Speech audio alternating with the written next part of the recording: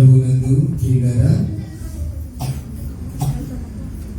ఈ సమయంలో దేవుడు మనలను ప్రేమించి ఈ పునరుత్థాన దినమందు ఆయన సన్నిధిని మనకు అనుగ్రహించి ఇంతవరకు ఆయనను పాటలతో మనం స్మరించుకోవడానికి, ఆరాధించుకోవడానికి ప్రభువు మనకు అనుగ్రహించినటువంటి కృపను బట్టి దేవునికి వందనాలు చెల్లించబద్దులైనా ఈ సమయంలో మనము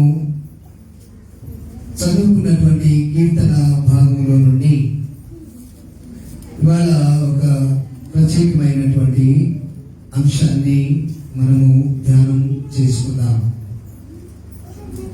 దానికంటే ముందుగా మరి గుడ్ ఫ్రైడేకు సిద్ధపడడానికి మీకు సమయం నేను ఇప్పుడే అప్పగిస్తున్నాను. 7 మాటలలో 2 మాటలు వేరే వాళ్ళు తీసుకున్నారు.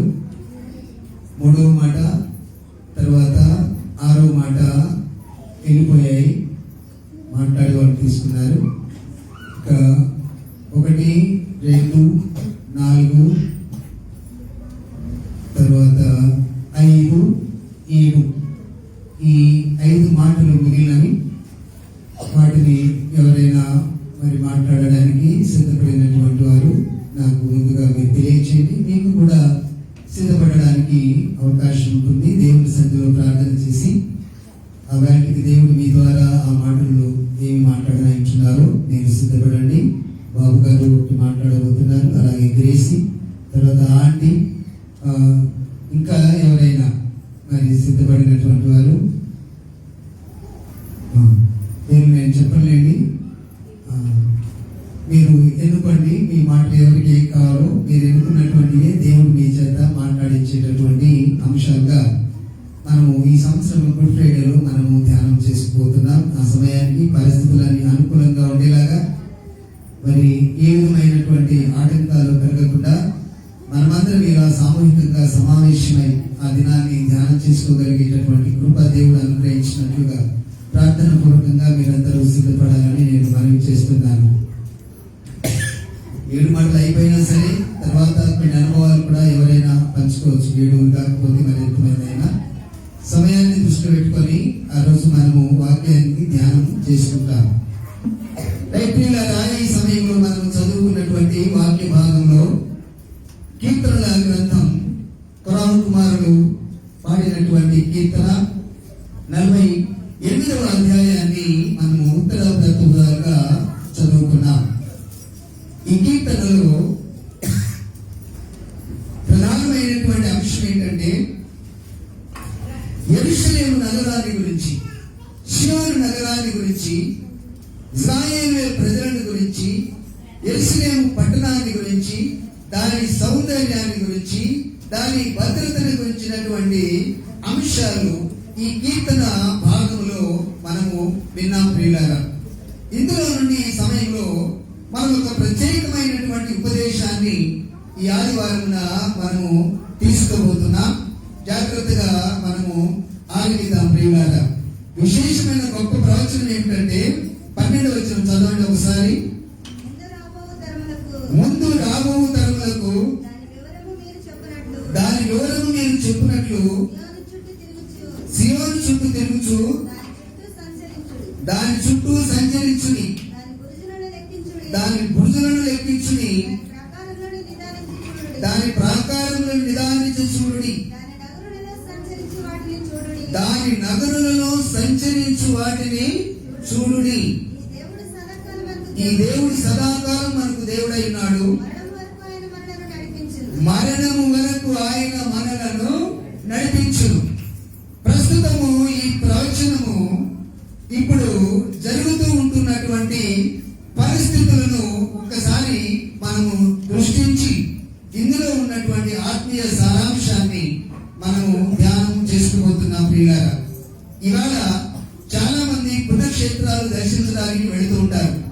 మనందరికీ తెలుసు, చారిత్రకమైనటువంటి సంగతులను చూసి వాటిని మరి వాటి ద్వారా కొన్ని సంగతులు కొందరు గ్రహించుకొని ఎవరికి తగినటువంటి అనుభూతులను వారు అనుభవిస్తూ ఉంటారు.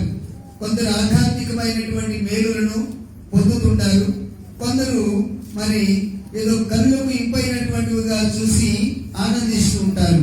అలాగే ఇప్పుడు యెరూషలేము అనేటటువంటి పరిశుద్ధ నగరాన్ని చూడడానికి యావత్ ప్రపంచంలో నుండి నలుమూలలలో నుండి ఆ ప్రదేశాన్ని చాలా మంది దర్శిస్తున్నారు.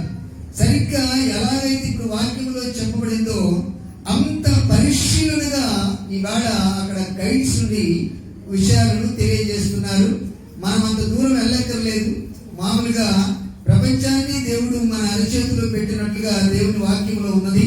వాక్యానుసారంగానే మనము మరి విషయాన్ని పరిశీలించినప్పుడు ఇప్పుడు వెబ్సైట్ ద్వారా గూగుల్ ద్వారా ఆ సంగతులన్నీ మీరు చూడవచ్చు.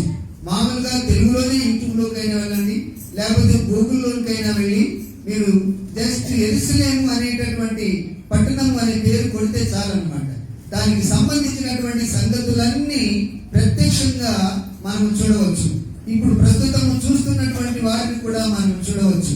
2000 సంవత్సరాల నాడు యేసుక్రీస్తు వారు పుట్టినటువంటి స్థలాలు, ఆ తర్వాత ఆయన ప్రార్థన చేసిన స్థలాలు, ఆయన మరణించినటువంటి కల్వరి కొండ, విశేషమైనటువంటి సంగతులు, ఇంకా అనేకమైనటువంటి విషయాలు, దేవుడు మోషేకు కనిపించినటువంటి ప్రత్యక్షమైనటువంటి పర్వతాన్ని కూడా మనం అక్కడ మరి సందర్శకులకు ఆ పర్వతం నుండి తీసుకొచ్చినటువంటి రాళ్ళు కూడా చూపెడుతున్నారు.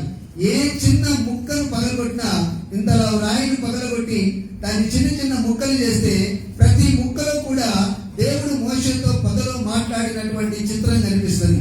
ఆ బండలో ఆ చిత్రం కనిపిస్తుంది అన్నమాట. ఎన్ని ముక్కలు చేసినా సరే ప్రతి చిన్న ముక్క మీద కూడా ఆ చెట్టు పూర్తిగా కనిపిస్తుంది అన్నమాట. అంత అద్భుతమైనటువంటి విషయాలు. ప్రియులారా, ఈ సమయంలో అక్కడ ఇవాళ అందరూ సంచరిస్తున్నారు. ప్రధానంగా దాని ప్రాకారములను, తర్వాత వాటి కొలతలను, దాని బురుజులను అంటే వాచ్ టవర్స్ ను, తర్వాత అందులో సంచరించు వాటిని చూడుడి, నిదానించి చూడుడి అంటాడు.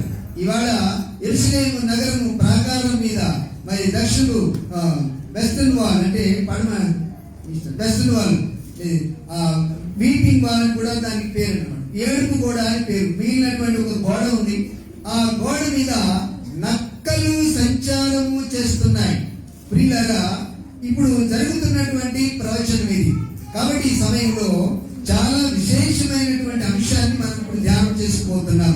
ఏంటి ఆ సంగతి అంటే సంఘము, తర్వాత హృదయము. ఈ రెండింటికి అవసరమైనటువంటి ప్రాకారం. ఈ 3 సంగతులను ఈ సమయంలో మనము ఆలోచన చేసుకుంటున్నాం. ప్రియులారా, ఇది అత్యంత అమూల్యమైనటువంటి సంగతి. యెరూషలేము గురించి ఈ సమయంలో మనం ఆలోచన చేస్తున్నాం. మరి అది ఒకసారి కట్టబడిన తర్వాత పడవేయబడటం, తర్వాత కట్టబడడం, ఈ సంగతులన్నీ మనము క్లుప్తంగా ఆలోచన చేసినట్లయితే ప్రియులారా, ఒక ఆధ్యాత్మికమైనటువంటి సంగతిని దేవుడు మనకు ఈ దినాన నేర్పిస్తూ ఉన్నాడు. చాలా అమూల్యమైనటువంటి అంశం. ఈ సమయంలో 3 విషయాలను సాదృశ్యముగా మీ ముందు నేను ఉంచుతున్నాను. ఒకటి దేవాలయము అంటే మన హృదయము. 2 యెరూషలేము అంటే సంఘం. యెరూషలేము అంటే చెప్పండి, సంఘం. వాక్యాధారంతోనే నేను మాట్లాడుతున్నాను. ప్రకటన గ్రంథంలోకి మనం వెళితే అక్కడ ఆ విషయాన్ని మనం చూస్తాం. ప్రకటన గ్రంథము చూడండి ఒకసారి. 21వ అధ్యాయాన్ని మనం చూసినప్పుడు చూడండి, 10వ వచనం. ప్రకటన గ్రంథము 21వ అధ్యాయము 10వ వచనం చదవండి. ఆత్మవశుడై ఉన్న నన్ను ఎత్తైన గొప్ప పర్వతం మీద కొనిపోయి యెరూషలేమును పరిశుద్ధ పట్టణమును దేవుని మహిమగలదై పరలోకమందున్న దేవుని యొద్ద నుండి దిగి వచ్చుట నాకు చూపెను. ఇంతకాలం ఎవరు? ఆ పట్టణం ఏంటి? 9వ వచనము 2వ భాగం. ఇటు నమ్ము 9వ వచనంతో చదవండి, పర్వాలేదు. అంతటా కడపటి 7 తెగుళ్లతో నిండిన 7 పాత్రలు పట్టుకొని ఉన్న 7 దేవదూతలలో ఒకడు వచ్చి ఇటు నమ్ము పెళ్లి కుమార్తెను అనగా గొర్రె పిల్ల యొక్క భార్యను నీకు చూపెదనని చెప్పి నాతో చెప్పి ఆత్మవచుడైన నన్ను ఎత్తైన పర్వతం మీదికి తీసుకొని పోయి యెరూషలేమును పరిశుద్ధ పట్టణము దేవుని మహిమ గలదై పరలోకమందున దేవుని యొద్ద నుండి దిగి వచ్చుట నాకు చూపెను ప్రియులారా. కాబట్టి ఇప్పుడు యెరూషలేము అని అంటే దేవుని సంఘం, గొర్రె పిల్ల యొక్క భార్య అనే విషయాలు మనం ఇక్కడ చూస్తున్నాం. కాబట్టి భూమి మీద ఆయన పేరు పెట్టి ఏర్పాటు చేసినటువంటి ఈ భూమండలానికి మధ్య భాగంలో ఉన్నటువంటి సియోను లేక యెరూషలేం అనేటటువంటి ఆ నగరము క్రీస్తు సంఘానికి సాదృశ్యం, అనగా విశ్వాస సమూహానికి అది సాదృశ్యం. ఆ నగరము సంఘమైతే ఆ నగరంలో ఉన్నటువంటి ఆలయము ప్రతి మనిషి యొక్క హృదయానికి సంబంధించినటువంటిది. అర్థమవుతుందండి? మీరు దేవుని ఆలయమై ఉన్నారని, దేవుని ఆత్మ మీలో నివసిస్తున్నాడని మీరు ఎరుగరా అని అంటాడు. కాబట్టి ఇప్పుడు హృదయం ఏమై ఉన్నది? దేవుని ఆలయమై ఉన్నది. ఇప్పుడు యెరూషలేము నగరం ఏమై ఉన్నది? దేవుని సంఘమై ఉన్నది. కాబట్టి ఈ రెండింటికి రక్షణ ఎవరు? ప్రాకారం. యెరూషలేము గోడ, యెరూషలేము గోడ. అది ఎంత పటిష్టంగా ఉండాలంటే దాని ఎత్తు, దాని కొలతలు, దాని విశాలము, దాని మందముల గురించి ఒకవేళ మీరు వెబ్సైట్ లో చూస్తే వివరాలన్నీ మనకు కనిపిస్తాయి. అది అసామాన్యమైనటువంటి ప్రాకారం అన్నమాట. దానిని ఏ పిరంగులు దానిని పేల్చలేవు. ఎప్పుడు పేల్చలేవంటే యెరూషలేము పట్టణము సౌందర్యముగా ఉన్నంత వరకు. అంటే యెరూషలేము పట్టణం సౌందర్యంగా ఉన్నంత వరకు అంటే ఇప్పుడు చెప్పండి, యెరూషలేము అంటే ఏమని చెప్పుకున్నాం మనము? సంఘం అని చెప్పుకున్నాం. సౌందర్యంగా ఉండటం అంటే అంటే ఇంకా బాగా చెప్పండి. ఇంకా వెరీ గుడ్. యెరూషలేములో అనగా సంఘము పరిశుద్ధంగా ఉన్నంత కాలము ప్రాకారమును ఎవరు ఏమీ చేయలేరు. ఎప్పుడైతే ఇశ్రాయేలీయులు లేక యెరూషలేము వాసులు ఎప్పుడైతే సంఘము దేవునికి అవిధేయత చూపుతుందో అప్పుడు ఏమవుతుందంటే ప్రాకారము ఏమవుతుంది? శత్రువుల చేత పడగొట్టబడుతుంది. ప్రాకారం ఎందుకు దేశం చేత పడగొడతారు? పట్టణాన్ని స్వాధీనం చేసుకోవడానికి, మనుషులను చంపడానికి, సంఘంలో శ్రమలు రావడానికి, హృదయమును పాడు చేయడానికి ప్రాకారం అనేటటువంటిది పడవేయబడుతుంది. ప్రాకారం ఉన్నంత వరకు ఎవరు సంఘంలోనికి రాలేరు, ఎవరు హృదయంలోనికి కూడా వెళ్ళలేరు అన్నమాట.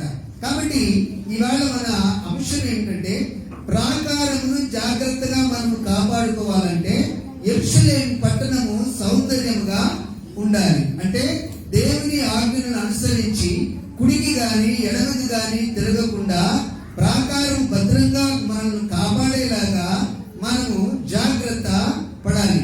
చాలా భయంకరమైనటువంటి కాలంలో మనం ఉన్నాం ప్రియులారా. అపాయకరమైన కాలంలో మనం ఉన్నాం. దుర్దినములలో మనం ఉన్నాం. చెడ్డ దినములలో మనం ఉన్నాం. ఏ రోజు ఏమి సంభవిస్తుందో తెలియనటువంటి కాలంలో మనం ఉన్నాం. జరుగుతున్నటువంటి సంగతులు చూస్తున్నప్పుడు చాలా ఆశ్చర్యకరమైనటువంటి విషయాలు జరుగుతున్నాయి ప్రపంచంలో. ఇప్పుడు అవన్నీ నేను చెప్పట్లేదు. ముఖ్యంగా టెక్నాలజీకి సంబంధించి మరి శాటిలైట్స్ కు సంబంధించినటువంటి కొన్ని అంశాలు జరుగుతున్నాయి ప్రియులారా. అవి నేను దేవునికి కొన్ని విషయాలు నేను అప్పచెప్పాను. నెరవేరిన తర్వాత ఆ విషయాలేంటో మీకు నేను తెలియజేస్తాను. అద్భుతం అన్నమాట. ఏలియా ప్రార్థన సహవాసంలో నుండి అద్భుతమైనటువంటి సంగతులు మనము భవిష్యత్ కాలంలో, సమీప కాలంలో వినబోతున్నాం. మీరందరూ కూడా ఆశ్చర్యపోతారు. అటువంటి సంఘటనలు జరుగుతున్నాయి. ఈ సమయంలో నేను సంఘములకు అవసరమైనటువంటి భద్రతకు సంబంధించిన సంగతులను మాత్రమే మాట్లాడాలని 48వ కీర్తనను మనము చదువుకున్నాం ప్రియులారా. కాబట్టి ఈ సమయంలో ఒకసారి మనము హృదయం దగ్గరికి వెళ్ళి తర్వాత సంఘానికి కావలసినటువంటి భద్రతల గురించి మనం ఆలోచన చేసుకుందాం. హృదయం అనేటటువంటిది దేవుని ఆలయం. హృదయం అనేటటువంటిది ఏంటిది? దేవుని ఆలయం. ఆయన ఆలయంలో నిరంతరము నివాసము చేస్తూ ఉండాలి. దేవుడు నా కుమారుడా నీ హృదయమును నాకు ఇమ్ము అని సామెతల గ్రంథంలో చెబుతాడు. తర్వాత లవోదికయ సంఘానికి రాసినటువంటి ఉత్తరంలో దేవుడు ఏమంటున్నాడంటే, ఇదిగో తలుపు వద్ద నిలుచుండి తట్టుచున్నాను, ఎవడైనా తలుపు తెరిచినట్లయితే నేను లోపలికి వస్తాను, అతడు నేను ఇద్దరు కలిసి భోజనం కూడా చేస్తాం. అంటే మనం తింటుంటే దేవుడు కూడా భోజనము చేస్తున్నట్లు అన్నమాట. అర్థమవుతుందండి? ఎంత అద్భుతమైనటువంటి అంశం, ఎంత రమ్యంగా ఉంది వినడానికి అది. కాబట్టి హృదయం యొక్క తలుపు మనము తెరవాలి. తెరవాలంటే అర్థం ఏంటి? తలుపులను తెరవాలన్నమాట. ఏమేమి తలుపులు ఉన్నాయి? ఒకటి కాదు, చాలా తలుపులు ఉంటాయి. ఒక తలుపు కాదు, చాలా తలుపులు ఉన్నాయి. అనేకమైనటువంటి అభ్యంతరాలు, అనేకమైనటువంటి దేవునికి అయిష్టమైనటువంటి కార్యక్రమాలు, విశ్వాసానికి సంబంధించినవి, భక్తికి సంబంధించినటువంటి, ముఖ్యంగా విశ్వాసానికి సంబంధించినటువంటి పిల్లల విశ్వాసం అనేది ఒక్కటే. విశ్వాసం అనేది ఒక్కటే. అది ఏదైనా సరే, ఏ దానికైనా ఒకే ఒక విశ్వాసము పనిచేస్తుంది. అయితే చాలా సార్లు మనము అనేక సార్లు ఈ విశ్వాస విషయంలో పడిపోతున్నాం. అభ్యంతరాలను మనము కట్టుకుంటున్నాం, లేక తలుపులు వేసేసుకుంటున్నాం అన్నమాట. కొన్ని కార్యక్రమాలు జరిగించడానికి ఏం చేస్తామంటే, మనము ఏం చూస్తాం చెప్పండి? కాలాన్ని చూస్తాం. అన్ని రోజులు మంచి కదా, అన్ని రోజులు చాలా మంచి. కాబట్టి విశ్వాసంలో బలమైనటువంటి వారిగా మనం ఉండాలి. విశ్వాసంలో బలహీనులు కూడా ఉన్నారు. బలహీనులుగా ఉండాలని నేను చెప్పట్లేదు, బలహీనులను నేను ప్రోత్సహించట్లేదు. అపోస్తలుడైనటువంటి పౌలు గారు రోమీయులకు రాసిన పత్రిక 14వ అధ్యాయంలో విశ్వాసంలో బలవంతులు ఉంటారు, బలహీనులు ఉంటారు అని మాట్లాడతారు అనమాట. బలవంతుడైనటువంటి వాడు ఏంటంటే అన్నిటినీ సమానంగా చూసుకుంటాడు. ఆదివారం నుండి శనివారం వరకు అన్ని వారాలు ఒకటే అతని దృష్టి. అర్థమవుతుందా? రాత్రి 12 గంటలు మొదలుకొని మరలా రాత్రి 12 గంటల వరకు అన్ని గంటలు ఒకటే అనుకుంటాడు, అన్ని నిమిషాలు ఒకటే అనుకుంటాడు, అన్ని నెలలు ఒకటే అనుకుంటాడు. అయితే విశ్వాసంలో బలహీనులైనటువంటి వారు ఏమనుకుంటారు? కొన్ని రోజులే మంచివి, ఫలాని రోజు మంచిది, ఫలాని గంట మంచిదని చెప్పేసి ఎవరు అనుకుంటారు? విశ్వాసంలో బలహీనులైనటువంటి వారు అనుకుంటారు. దేవునికి కావలసినటువంటి వారు ఎవరు? దేవుడు ఎవరి హృదయంలో సింహాసనం వేసుకొని కూర్చుంటాడు? బలహీనుల హృదయంలోనా, బలవంతుల హృదయంలోనా? విశ్వాసంలో బలమైనటువంటి వారి హృదయంలోనే ఆయన నివసిస్తాడు. కాబట్టి మనము బలవంతులమైనటువంటి విశ్వాసముగా ఉండాలని దేవుడు ఈ మధ్యాహ్న సమయంలో మనతో ఆయన మాట్లాడుతున్నాడు. ఇది చిన్న విషయం కాదు ప్రియులారా. పాపం అంటే ఏమిటంటే ప్రియులారా, పరిశుద్ధ గ్రంథంలో చాలా మందికి పాపం అంటే ఏంటో మరి చాలా కన్ఫ్యూజన్ గా ఉంది. ఇప్పటికి కూడా బోధకులు కూడా ఈ విషయంలో కన్ఫ్యూజ్ గా బోధిస్తున్నారు.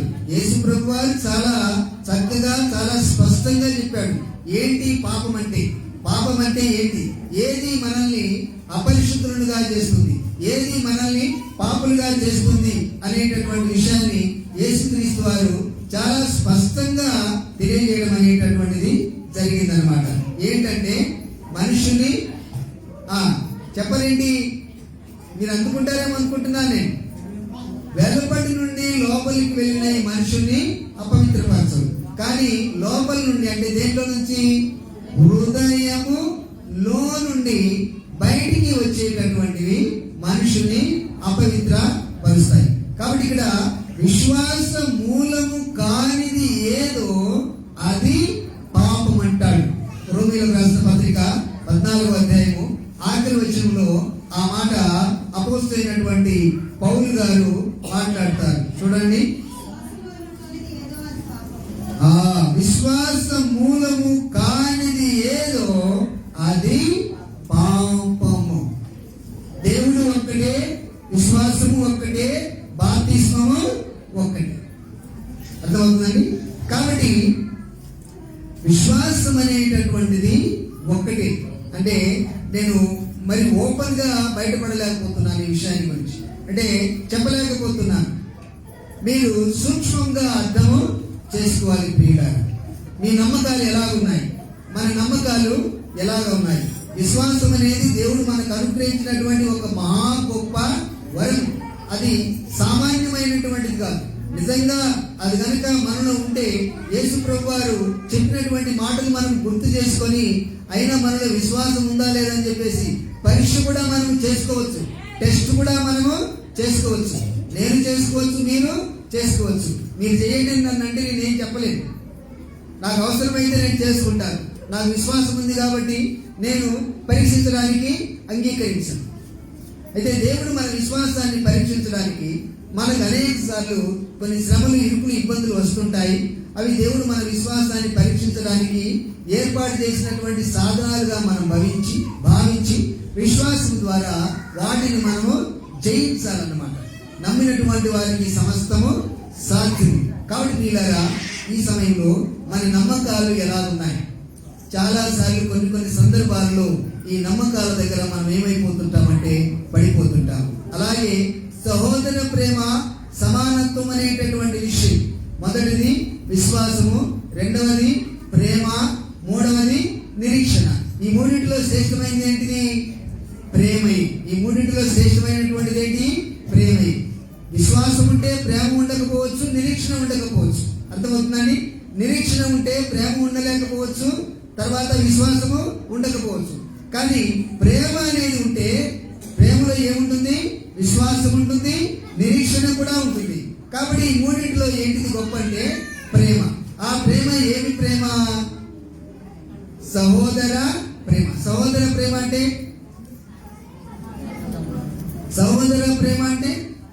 నిర్వచనం చెప్పండి. సహోదర ప్రేమ అంటే అర్థం చెప్పండి, తాత్పర్యం చెప్పండి. దాన్ని విడగొట్టండి, సంధిని విడగొట్టండి. సహా ప్లస్ ఉదరం. సహా ప్లస్ ఉదరం. ఉదరం అంటే చెప్పండి. పొట్ట, కడుపు కదా, గర్భం. ఉదరం మీరు అన్నది కూడా అక్కడికి వస్తూ ఒకే గర్భంలో నుండి, కడుపులో నుండి వచ్చామని చెప్పేసి అంటారు కదా, కరెక్ట్. కాబట్టి మనమంతా ఒకే గర్భములో నుండి, ఒకే కడుపులో నుండి వచ్చినటువంటి వారి మీద అర్థం అన్నమాట. సహోదర ప్రేమ అంటే అది ఎవరిలో ఉండాలి? అది యేసుక్రీస్తును నమ్మినటువంటి వారిలో ఉండవలసినటువంటి ప్రేమ. అది ఏ ప్రేమ? అది సహోదర ప్రేమ. మనము అది కలిగి ఉన్నామా? మనము కలిగి ఉన్నామా? ప్రార్థనకు వచ్చి ఒకరినొకరిని ప్రేమించుకొని మాట్లాడుకోవడం కాదు. మన దైనందిన జీవితంలో, మన వ్యవహార జీవితంలో ఈ సహోదర ప్రేమ మనలో ఉందా? అన్ని విషయాలు మాట్లాడేటప్పుడు, తినేటప్పుడు, సంబంధాలు కుదుర్చుకునేటప్పుడు, పెళ్లిళ్ళు చేసుకునేటప్పుడు, అన్ని విషయాలలో ప్రియులారా, అన్ని విషయాలలో ఏముండాలి? మనలో సహోదర ప్రేమ ఉండాలి. అంటే ఒకే గర్భములో నుండి వచ్చినటువంటి వారినిగా మనము ఈ లోకములో బ్రతికినప్పుడు ఏం జరుగుతుంది అని అంటే, ఏం జరుగుతుంది చెప్పండి? దేవుడు మన హృదయంలో ఉంటాడు అన్నమాట. ఇది లేదనుకోండి, మనం ఏం చేసినట్టు? తలుపు వేసినట్టు, అంటే బయటికి గెంటేసినట్టు అనమాట. ఇప్పుడు ఈ విశ్వాసంలోకి వచ్చేసాము, మళ్ళా ఎక్కడో ఏదో జరుగుతుందని మనము వేరే నమ్మకానికి ఒకవేళ మనం వెళ్ళామనుకోండి, ఏమవుతుంది? మనము తలుపు వేసినట్లు అవుతుంది. అంటే ప్రభుని గెంటేసి మనం ఏం చేస్తున్నాం అనమాట, ఆయన బయట నిలబెట్టినట్టు. అందుకే ఎంతసేపు నిలువబెట్టి ఏడుతురతని, ఎంతసేపు నిలువబెట్టి ఏడుతురతని అని మనం కీర్తనలో మనం చూస్తాం. ఉదయమనడి తలుపు నొద్ద యేసునాథుడు నిలిచి సదయుడై తట్టుచున్నాడు, సకల విధములుగా ఆయన తట్టుచున్నాడు అన్నమాట. కాబట్టి ఇప్పుడు కూడా ఆయన అదే పొజిషన్ లో ఉన్నాడు. ఆయన ఈ భూమి మీద కనబడేంత వరకు ఇప్పుడు అదృశ్యుడుగా అందరి హృదయాల దగ్గర నిలుచుండి తడుతూ ఉన్నాడు. ఎన్ని వేల సంవత్సరాలు ఉంటే చూడండి. ఎన్ని వేల సంవత్సరాల నుండి 2000 సంవత్సరాల నుండి ఇంకా దేవుడు అలాగా తడుతూనే ఉన్నాడు. ఎలా గుర్తంటే ఆయన రాలేదు కదా, ఆయన వచ్చేస్తే ఈ పని ఉండదన్నమాట. కాబట్టి ఒక్కసారి మన హృదయంలో ఆయన ఉన్నాడా? అన్ని విషయంలో, ప్రేమించే విషయంలో చూసుకున్నాం, విశ్వాస విషయంలో చూసుకున్నాం, ప్రేమించే విషయంలో అన్నీ వచ్చేస్తాయి. ఆయన ఆజ్ఞలను మనము అనుసరించి నడిచేటటువంటి విషయాలన్నీ ఈ ప్రేమలో వస్తాయి. ఆయన ప్రార్థించే విషయంలో కానీ, వాక్యం చదివే విషయంలో కానీ, దేవుని సన్నిధికి వచ్చేటటువంటి విషయంలో కానీ, దేవునికి మరి చెల్లించేటటువంటి విషయంలో కానీ, ప్రతి దానిలో ఏ మాత్రము మనము కుడికి కానీ ఎడమకు కానీ తిరగకుండా వాక్యానుసారంగా మనము జీవించినప్పుడు దేవుడు మన హృదయంలో భద్రంగా ఉంటాడు. హృదయంలో భద్రంగా ఆయన ఉన్నంత కాలము యెరూషలేము లేక సంఘానికి ఏ విధమైనటువంటి కీడు కలగదు. అంటే అర్థం ఏంటి? ప్రాకారాన్ని ఎవరు పడగొట్టడానికి సరిపోతుంది. అసలు యెరూషలేము పట్టణానికి ప్రాకారం అవసరమా? జాగ్రత్తగా యెరూషలేము పట్టణానికి ప్రాకారం అవసరమా? ఎందుకు దేవుడు దానికి అంత ప్రాధాన్యత ఇచ్చాడు? సారీ, ఉదాహరణకి మీరు గమనించండి. పాత నిబంధన చరిత్ర మనం తీసుకుంటే, అమ్మా వింటున్నారా? పాత నిబంధన చరిత్ర మనం తీసుకుంటే ఇశ్రాయేలుల కాలంలో దేవుడు చేసినటువంటి యుద్ధాలు కానీ, దేవుడు తన ప్రజలతో చేయించినటువంటి యుద్ధాలు కానీ, దేవుడు ప్రజలను నడిపించేటప్పుడు ఆయన చేసినటువంటి కార్యాలు కానీ, ఒకవేళ మనము ఒకసారి వాటి వైపు చూస్తే యెరూషలేము నగరానికి ప్రాకారం అవసరమా? మీరేమన్నా వెళ్ళారా? నేను అన్నటువంటి మాటను తీసుకొని ఎక్కడికైనా వెళ్ళారా లేదా? వెళ్ళారా? ఎక్కడికి వెళ్ళారు చెప్పండి చూద్దాం. ఆయన అమ్మా వెరీ గుడ్. ఎరికో గోడలను కూల్చడం, ఎరికో గోడలను కూల్చడం, మోయాబు సైన్యాన్ని పాటలతో చంపేయడం, వేల మంది కుప్పలుగా శవాలుగా పడిపోతారు. అర్థమవుతుందండి మీకు? ఊరుగా ఎరుకో పట్టణము చుట్టూ తిరిగినందుకే, సైలెంట్ గా తిరిగినందుకే, కేవలము బూరలు ఊదుకుంటూ సైలెంట్ గా తిరిగినందుకే ఎరుకో కోట గోడలంటే ప్రహారం అంటే చాలా సామాన్యంగా ఉండేది కాదు. కాంపౌండ్ వాల్ అది చాలా పటిష్టంగా ఉంటుంది అనమాట. అలాంటి కోట గోడలను ఎక్కి వెళ్ళడం సాధ్యం కాదు. వాటిని పడితేనే గాని లోపలికి వెళ్ళడానికి వీలవుతుందన్నమాట. అలాగా దేవుణ్ణి స్తుతించి వేల సైన్యములను హతం చేసినటువంటి మరి చరిత్ర ఉంది.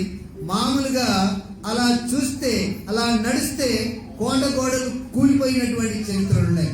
యెరూషలేము వాసులందరూ పరిశుద్ధంగా ఉంటే నగరానికి ప్రాకారం అవసరమే లేదు. అయితే మనము దేవుడు చాలా మరి సర్వజ్ఞుడు కాబట్టి పరిస్థితులన్నీ ఆయనకు తెలుసు కనుక అపవాది మనల్ని ఏదో రకంగా శోధించి ప్రాకారాన్ని పడగొట్టే ప్రయత్నం చేస్తుంది.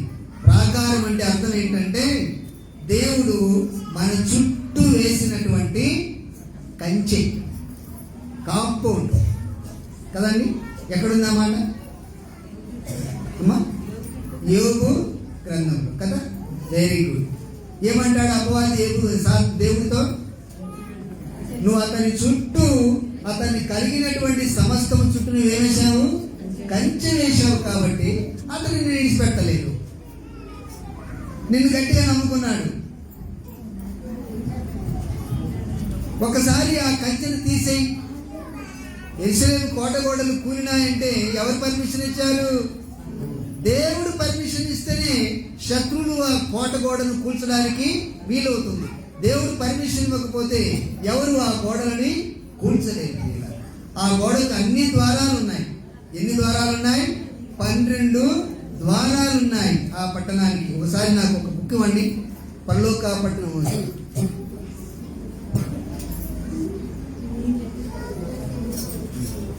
అదే సరే. ఈ పట్టణం ఈ ప్రాకారానికి ఏమున్నాయంటే 12 ద్వారాలు ఉన్నాయి.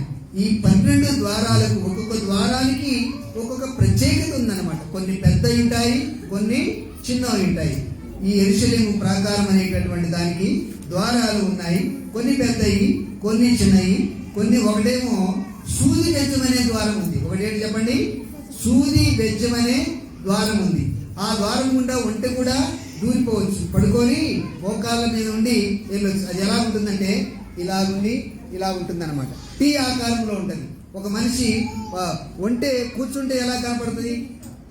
ఇప్పుడు అలా వెళ్ళిపోతూ ఉన్నటువంటి ఒంటె కూర్చుంటే ఎలా కనిపిస్తుందో ఆ ద్వారం అలాగా కనిపిస్తుంది అనమాట. కింద సన్నగా ఉంటుంది, పైకి వెళ్ళి కొంది అలా ఉంటుంది. ఒకసారి మీరు గృహంలోకి వెళ్ళి లేకపోతే ఇంటిలోకి వెళ్ళి సూది బెజ్జమైన ద్వారం యెరూషలేము ప్రాకారం అని కొట్టండి, మీకు ఆ ద్వారము కనిపిస్తుంది. అందులో ఒంటె దూరడం కూడా ఇమేజెస్ ఉన్నాయి, అంటే ఫోటోలు ఉన్నాయి, ఒరిజినల్ ఫొటోసే ఉన్నాయన్నమాట. వ్యాపారస్తులు బయటకు వెళ్ళిన తర్వాత టైంలో వచ్చినప్పుడు మెయిన్ గేట్ వేయబడుతుంది. అర్థమవుతుందండి? అప్పుడు ఏం చేయాలంటే వీళ్ళు సూది బెజ్జం గుండా వీళ్ళు రావాలన్నమాట. అప్పుడు మనుషులు దూరి వస్తారు, ఆ తర్వాత ఒంటె కూడా దూరుతుందన్నమాట. అది యేసుక్రీస్తు వారు చెప్పినటువంటి మాటలో ఉన్న అర్థం. ధనవంతుడు పరలోక రాజ్యంలో ప్రవేశించడం కంటే ఒంటె సూది బెజ్జంలో దూరుట సులభమని చెప్పినటువంటి మాటలో ఉన్నటువంటి అర్థం ఇది. సరే ప్రియులారా, ఈ సమయంలో ప్రధానంగా మనం తీసుకున్నటువంటి అంశం ఏంటంటే మరి సంఘం అనేటటువంటి మనకు లేక హృదయం అనేటటువంటి మన హృదయానికి కావలసినటువంటి భద్రత. హృదయానికి భద్రత ఏంటి చెప్పండి? హృదయానికి భద్రత ఏంటి? వాక్యం వింటున్నారు కదా, మీరు చెప్పగలగాలి. హృదయానికి 3 సంగతులు వరుసగా చెప్పుకుంటూ వచ్చాం కదా. ఇప్పుడు సీరియల్ కదండి. హృదయానికి భద్రత ఏంటి? సంఘ సహవాసం, అంతే కదా. హృదయానికి భద్రత ఏంటి? సంఘం. అందుకే సహవాసంగా కూడుకోవడము మానుకోవద్దని అంటాడు అనమాట. ఇప్పుడు సంఘానికి భద్రత ఏంటి? ప్రాకారం. అర్థమైంది కదా. హృదయానికి భద్రత సంఘము, సంఘానికి భద్రత ప్రాకారం. ప్రాకారానికి భద్రత ఏంటి? ఇప్పుడు చెప్పాలి మీరు. ప్రాకారానికి భద్రత ఏంటి చెప్పండి చూద్దామైనా. వచ్చేసారు, కరెక్ట్గా చెప్పారు, చెప్పండి. విశ్వాసము, నిరీక్షణ, ప్రేమ.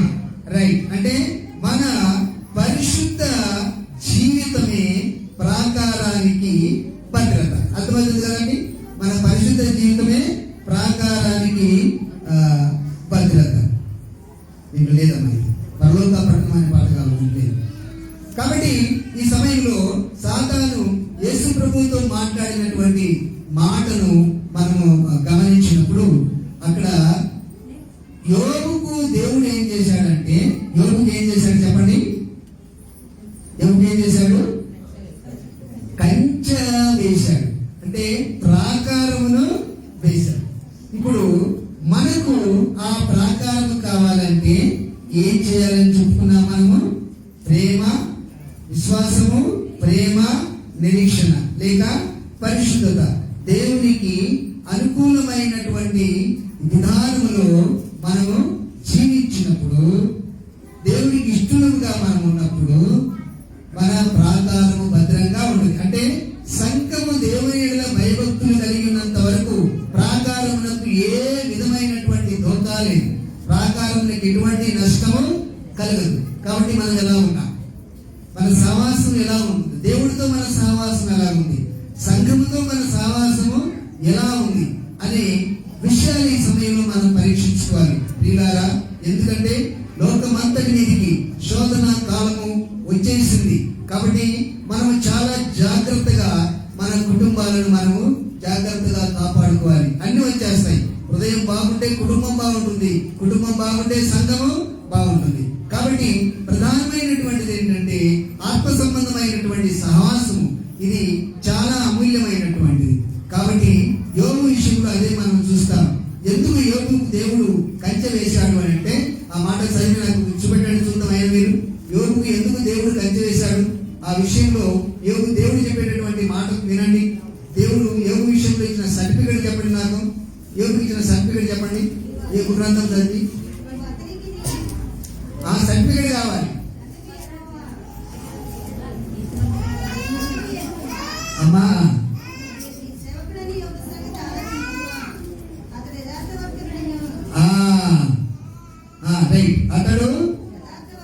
యథార్థవర్తనుడును న్యాయవంతుడునై దేవుని యందు భయభక్తులు కలిగి చెడుతనమును విసర్జించిన వాడు. అది దేవుడు కంచె దేవుడు ఎందుకు వేసేసాడు? దేవుని అందరి భయభక్తులు కలిగి. ఒక మనుషుడు ఉండెను, ఊజు దేశమందు యోగు అని ఒక మనుషుడు ఉండెను. అతని సర్టిఫికేట్ ఐడెంటిఫికేషన్. అతడు యథార్థవంతుడు న్యాయవంతుడునై దేవుని యందు భయభక్తులు కలిగి చెడుతనమును విసర్జించినటువంటి వాడు. ఎన్ని క్వాలిటీస్ ఉన్నాయి? ఎన్ని డిగ్రీలు ఉన్నాయి? చెప్పండి చెప్పండి మీరు చెప్పండి. ఒకటేంటి? ఏంటి అసలు అలా చూస్తారు మీరు? యథార్థవంతుడు చెప్పండి అనండి. అందరూ అనండి. అందరూ లేదు. ఎక్కడ ఎక్కడ వచ్చింది స్వరము? యథార్థవంతుడు చెప్పండి. న్యాయవంతుడు దేవుని అందరి భయభక్తులు కలిగి చెడుతనమును విసర్జించిన వాడు. సత్యంగా చెప్పండి. ఎంతమంది చెప్పారు? చేతులతో చెప్పిన వాళ్ళందరూ. నాకు అసలు ఇవ్వలేదు ఆ స్వరాలని, మెల్లమెల్లగా చెప్పారు. ఇప్పుడు చెప్పండి. యథార్థవంతుడు న్యాయవంతుడు దేవుని అందరి భయభక్తులు గలవాడు చెడుతనమును విసర్జించిన వాడు. ఇప్పుడు ఇవ్వబడింది కొద్దిగా. అప్పుడు ప్రాకారం ఏమైంది చెప్పండి? ఎవరు దాని జోలి రాలేదు, దాని దరిదాపులోకి రాలేదు. మనం చదువుకున్నటువంటి వాక్యంలో దాని దగ్గరికి వచ్చి పడేయాలని చూసి ఏమైపోయారు? చదవండి ఆ వచనం శుద్ధమైన మీకు జ్ఞాపకం ఉంటే, వాక్యం మనసు పెట్టి మీరు ఆలోచించుంటే, ఉత్తర ప్రస్తుతాలు సరిగా మీరు చదివింటే ఆ వచనం నాకు చదివించండి శుద్ధమైన.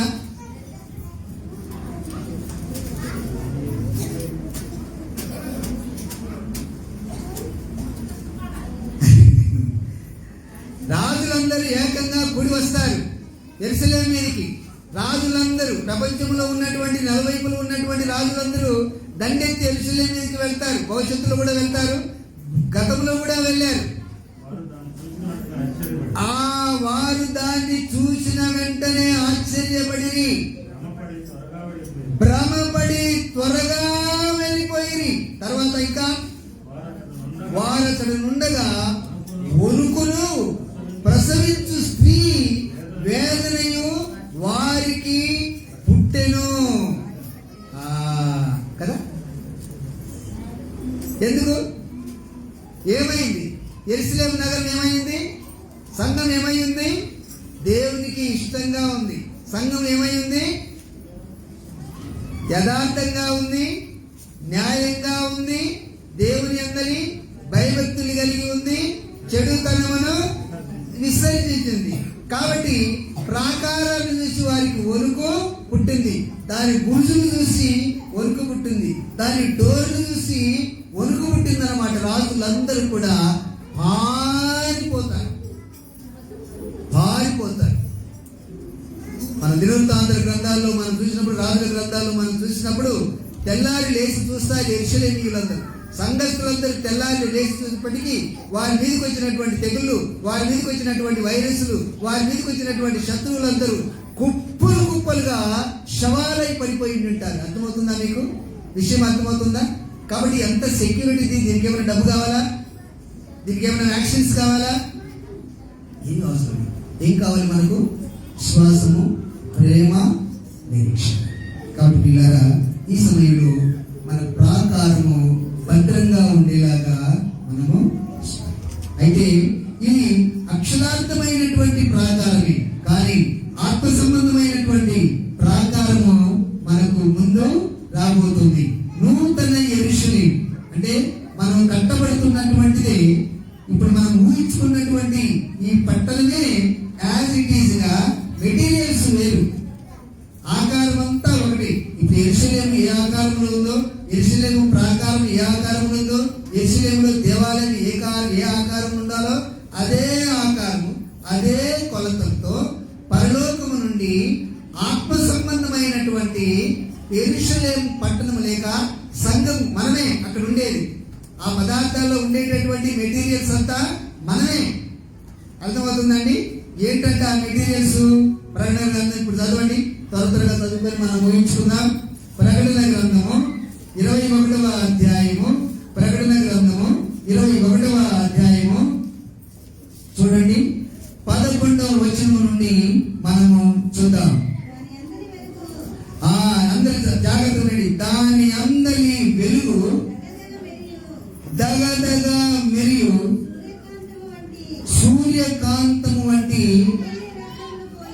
ఏంటంట అమూల్య రత్నమును పోలి ఉన్నది. మనం చూసామేంటి ఎలా ఉంటుందో.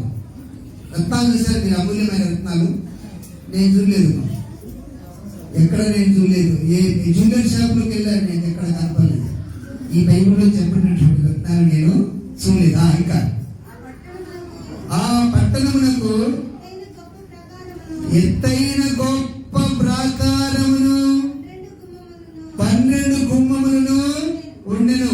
ఇక్కడ యెరూషలేము పట్టణానికి ఎత్తైన ప్రాకారం, 40 అడుగుల ఎత్తు ప్రాకారము, కొన్ని గుర్రాలు పైన నడిచి వెళ్ళగలిగేంత వెడల్పు, అంతటి మందమైనటువంటి ప్రాకారం. ఒక్కొక్క రాయి వచ్చేసి పునాదుల యొక్క రాయిలు రైలు పోయేంత ఉంటాయి. మీరు చూడండి. ఆ గుమ్మముల యొక్క అమ్మా 12 దేవదూతలు, అంటే 12 మంది దేవదూతలు ఉంది. ఇశ్రాయేలీయుల 12 గోత్రముల నామములు ఆ గుమ్మముల మీద వ్రాయబడి ఉన్నవి. తూర్పు వైపున 3 గుమ్మములను, ఉత్తరము వైపున 3 గుమ్మములను, దక్షిణము వైపున 3 గుమ్మములను, పశ్చిమ వైపున 3 గుమ్మములను ఉన్నవి. ఆ పట్టణపు ప్రాకారము 12 పునాదులు గలది. ఆ పునాదుల పైన గొర్రెపిల్ల యొక్క 12 అపోస్తలులు 12 పేర్లు కనబడుతున్నాయి. అంటే 12 మంది గోత్రికులు, తర్వాత 12 మంది అపోస్తలుల పేర్లు కనిపిస్తున్నాయి. ఆ పట్టణమును, దాని గుమ్మములను, మా ప్రాకారమును కొలుచుటకై నాతో మాట్లాడు వాని యొక్క బంగారు కొలకర్ర ఉండెను. ఆ పట్టణము చచ్చౌకమైనది. దాని పొడవు, దాని వెడల్పుతో, దాని కొలత వెడల్పుతో సమానము. దాని కొలత ఎంతమా?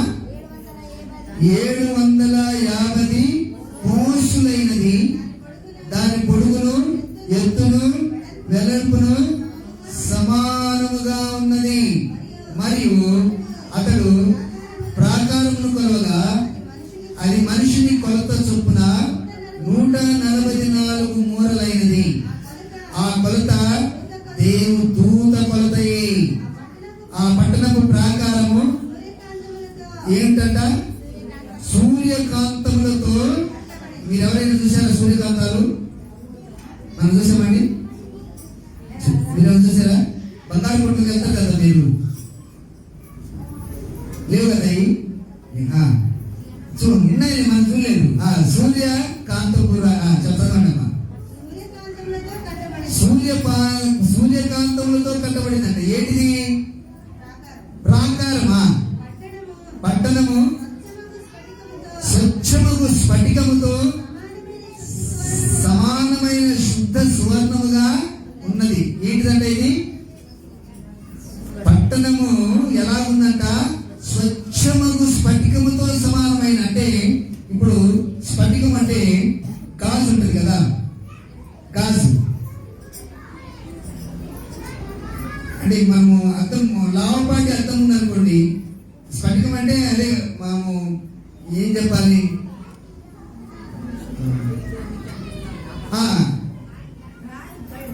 రాయిలాగా ఉంటుంది. అంటే అది అర్థంలా ఉంటుంది అనమాట. స్వచ్ఛంగా అవతల ఉన్నాయి కూడా కనిపిస్తాయి. బంగారం అలా కనిపిస్తుందట, శుద్ధ స్వర్ణం అలా కనిపిస్తుందట.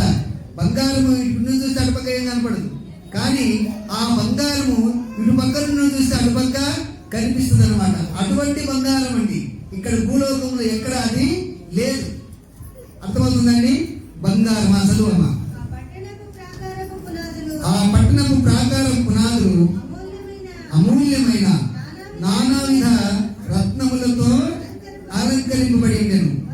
మొదటి పునాది సూర్యకాంతపు రాయి, రెండవది నీలము, మూడవది యమునా రాయి, నాలుగవది పచ్చ, ఐదవది వైడూర్యము, ఆరవది కెంపు, ఏడవది సువర్ణరత్నము, ఎనిమిదవది గోమేధికము, తొమ్మిదవది పుష్యరాగము, పదవది సువర్ణల సునీయము, 11వది పద్మరాగము, 12వది సుగంధము. దాని 12 గుమ్మములు 12 ముత్యములు. ఒక్కొక్క గుమ్మము ఒక్కొక్క ముత్యముతో కట్టబడి ఉన్నది. పట్నపు రాజవీధి శుద్ధ సువర్ణమై స్వచ్ఛమైన స్ఫటికమును పోలి ఉన్నది. దానిలో ఏ దేవాలయమును నాకు కనబడలేదు. సర్వాధికారి అయిన దేవుడకు ప్రభువును గొర్రె పిల్లయు దేవాలయమై ఉన్నారు. ఆ పట్టణములో ప్రకాశించుటకు సూర్యుడైనను చంద్రుడైనను అక్కరలేదు. దేవుని మహిమయే దానిలో ప్రకాశించుతున్నది. గొర్రె పిల్లయే దానికి దీపము. జనులు దాని వెలుగునందు సంచరితురు. భూరాజులు తమ మహిమ దానిలోనికి తీసుకొని వత్తురు. అక్కడ రాత్రి అయినందున దాని కుంభములు పగలి వేళ ఏమాత్రమో వేయబడవు. ఎప్పుడు ఓపెన్ అన్నమాట. లోపలికి వెళ్తుండొచ్చు, బయటికి వస్తూ ఉండొచ్చు అన్నమాట.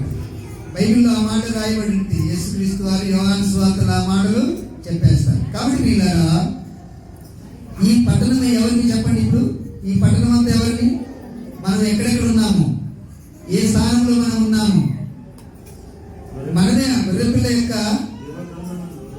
జీవగ్రంథమందు వ్రాయబడిన వారే దానిలో ప్రవేశించురా. ఎంతటి అద్భుతమైనటువంటి మహిమాన్వితమైనటువంటి పొజిషన్ దేవుడు మనకు అనుగ్రహించాడు. మనం ఇక్కడ చూస్తున్నాం. కాబట్టి పరలోక పట్టణము ప్రాకారంతో సహా ఈ భూమి మీదకి దిగి రావడము యోహాను చూశాడు. అది ఎవరు కాదు, మీరు నేను అయి ఉండాలి. కొరింథీయులకు రాసినటువంటి పత్రికలో ఆ పునాది యేసుక్రీస్తే. ఆ పునాది మీద మనము కట్టబడుతున్నాం. ఆ పునాది మీద మనము కట్టబడుతున్నాం. మనమే పరలోక పట్టణం, మనమే గొర్రెపిల్ల యొక్క భార్య, వధువు సంఘం అన్నమాట. కాబట్టి అది అద్భుతమైనటువంటి, అది అత్యంత అమూల్యమైనటువంటిది. కాబట్టి ఈ సమయంలో మనము ఒక్కసారి దేవుని మనము స్మరించుకుందాం.